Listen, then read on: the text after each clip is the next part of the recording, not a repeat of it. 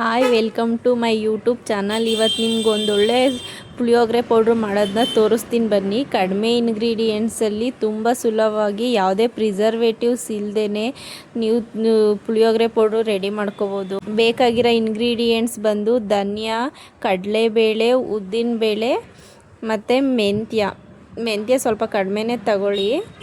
1 spoon ಬಿಳಿ ಎಳ್ಳು, 1 spoon ಜೀರಿಗೆ, ಒಂದು 5ರಿಂದ 6 ಮೆಣಸುಕಾಳು, ಬೆಲ್ಲ, ಬ್ಯಾಡಗೆ ಮೆಣಸಿನ್ಕಾಯಿ, ಗುಂಟೂರು ಮೆಣಸಿನ್ಕಾಯಿ ತಗೊಳ್ಳಿ. ನೆಕ್ಸ್ಟ್ ನಾನಿಲ್ಲಿ ಒಂದು ಸ್ವಲ್ಪ ಎಣ್ಣೆ ಹಾಕ್ಕೊಂಡು ಚೆನ್ನಾಗಿ ಹುರ್ಕೊತಾ ಇದ್ದೀನಿ. ಧನಿಯಾನ ಚೆನ್ನಾಗಿ ಕೈ ಬಿಡದೆ ಆಡಿಸ್ಕೊಳ್ಳಿ, ಬೇಗ ತಳ ಹಿಡಿಯುತ್ತೆ. ಒಂದು ಸ್ವಲ್ಪ ಎಣ್ಣೆ ಸೇರಿಸ್ಕೊಳ್ಳಿ, ಜಾಸ್ತಿ ಏನು ಸೇರಿಸ್ಕೊಳ್ಬೇಡಿ. ಲೋ ಫ್ಲೇಮಲ್ಲಿ ಇಟ್ಕೊಂಡು ಹುರ್ಕೊಳ್ಳಿ ಧನಿಯಾನ, ಇಲ್ಲಾಂದರೆ ಎಲ್ಲ ಸೀದ್ಬಿಡುತ್ತೆ, ಚೆನ್ನಾಗಿರಲ್ಲ. ನೆಕ್ಸ್ಟು ಧನಿಯಾ ಆದಮೇಲೆ ಕಡಲೆಬೇಳೆ ಹಾಕ್ಕೊಳ್ಳಿ, 2 ಸ್ಪೂನು ಕಡಲೆಬೇಳೆನೂ ಹಾಕ್ಕೊಂಡು ಚೆನ್ನಾಗಿ ಹುರ್ಕೊಳ್ಳಿ. ಕಡಲೆಬೇಳೆ ಆದಮೇಲೆ 2 ಸ್ಪೂನ್ ಉದ್ದಿನಬೇಳೆ, ಅದನ್ನು ಚೆನ್ನಾಗಿ ಕೈ ಆಡಿಸ್ಕೊಳ್ಳಿ. ಜಾಸ್ತಿ ಕ್ರಿಸ್ಪಿ ಆಗಬೇಕು, ಆವಾಗಲೇ ಪುಳಿಯೋಗರೆ ಪೌಡ್ರು ಚೆನ್ನಾಗಿ ಬರೋದು. ಎಣ್ಣೆ ಎಲ್ಲ ಜಾಸ್ತಿ ಹಾಕ್ಕೊಳ್ಬೇಡಿ, ಅಷ್ಟು ಚೆನ್ನಾಗಿರಲ್ಲ. ನೆಕ್ಸ್ಟು ಅದೇ ಬಾಣಲಿಗೆ 1 ಸ್ಪೂನ್ ಆಗೋಷ್ಟು ಬಿಳಿ ಎಳ್ಳು, ಒಂದು ಸ್ವಲ್ಪ ಹಾಕ್ಕೊಳ್ಳಿ. ಇದನ್ನ ಮೆಂತ್ಯನ ಕಹಿ ಬಂದುಬಿಡುತ್ತೆ. ಒಂದು ಸ್ವಲ್ಪ ಮೆಣಸು, ಒಂದು ಸ್ವಲ್ಪ ಜೀರಿಗೆ ಹಾಕ್ಕೊಂಡು ಚೆನ್ನಾಗಿ ಬಿಸಿ ಮಾಡ್ಕೊಳ್ಳಿ.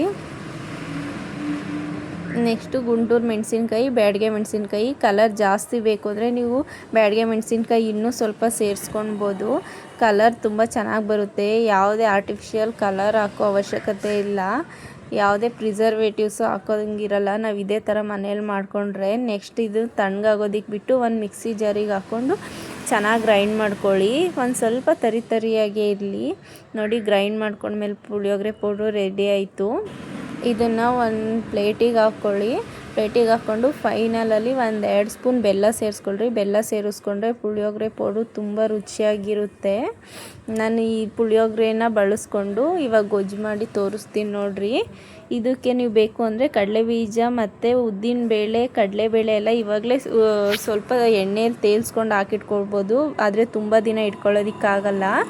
ನೆಕ್ಸ್ಟು ಒಂದು ಬಾಣಲಿಗೆ ಸ್ವಲ್ಪ ಎಣ್ಣೆ ಹಾಕ್ಕೊಳ್ಳಿ. ಎಣ್ಣೆ ಹಾಕ್ಕೊಂಡಾದ್ಮೇಲೆ ಸ್ವಲ್ಪ ಸಾಸಿವೆ, ಕಡಲೆಬೀಜ, ಕಡಲೆಬೇಳೆ, ಉದ್ದಿನಬೇಳೆ ಎಲ್ಲ ಸೇರಿಸ್ಕೊಳ್ಳಿ. ಬೆಳ್ಳುಳ್ಳಿ, ಕರ್ಬೇವಿನ ಸೊಪ್ಪು ಎಲ್ಲ ಸೇರಿಸ್ಕೊಳ್ಬೋದು. ನನ್ನ ಹತ್ರ ಇಲ್ಲ, ಅದಕ್ಕೆ ಸೇರಿಸ್ಕೊತಿಲ್ಲ. ಚೆನ್ನಾಗಿ ಕೈ ಆಡಿಸ್ಕೊಂಡು ಇದಕ್ಕೆ ಹುಣಸೆ ಹುಳಿ ಹಾಕ್ಕೊಳ್ಳಿ. ಇವಾಗಲೇ ಹುಣಸೆ ಹುಳಿ ಹಾಕ್ಕೊಂಡ್ರೆ ಪುಳಿಯೋಗರೆಗೆ ತುಂಬ ಟೇಸ್ಟ್ ಬರುತ್ತೆ.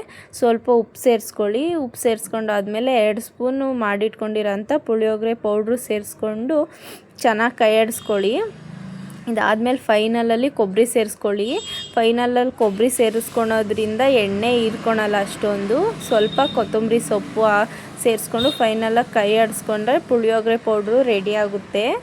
ಇದಕ್ಕೆ ಬಿಸಿಯಾಗಿರೋ ಅನ್ನ ಸೇರಿಸ್ಕೊಂಡ್ರೆ ಟೇಸ್ಟಿಯಾಗಿರೋ ಪುಳಿಯೋಗರೆ ಗೊಜ್ಜು ರೆಡಿ ಆಗುತ್ತೆ. ಇದೇ ಥರ ರೆಸಿಪೀಸ್ ಬೇಕು ಅಂದರೆ ನನ್ನ ಚಾನಲ್ನ ಸಬ್ಸ್ಕ್ರೈಬ್ ಮಾಡಿ, ಪ್ಲೀಸ್ ಲೈಕ್ ಮಾಡಿ, ಫಾಲೋ ಮಾಡಿ.